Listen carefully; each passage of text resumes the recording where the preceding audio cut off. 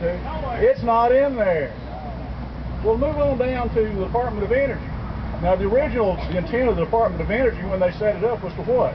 Reduce our reliance on foreign oil. Well, they haven't produced one drop of oil.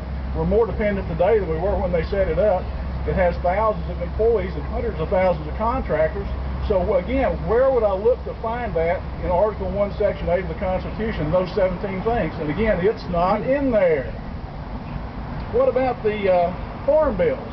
Now, God bless farmers, and we need farmers, but where in the world would you find in here the ability to give the authority for the federal government to take tax money and give it to a farmer, which in this case, in these days and times, turned out to be large corporations, which really don't use the money anyway, except to increase their profits. It drives up cost of food for the rest of us.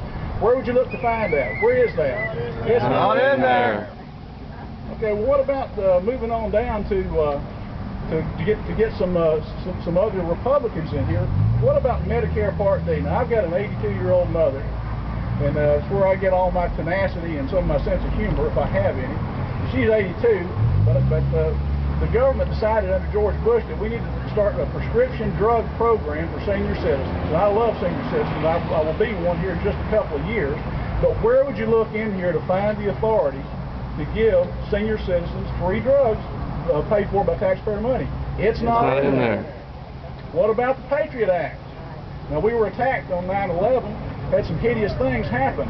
But the result of that was the Patriot Act, which nobody read, which gives the federal government the authority to come into your bank, demand all your financial records, whatever they want to get, and if the banker even says that he may call and tell you about it, they can put him in jail. They can come to your home without a search warrant, totally disregarding the 4th and 5th Amendment, and do anything they want to do, and you can't say anything about it.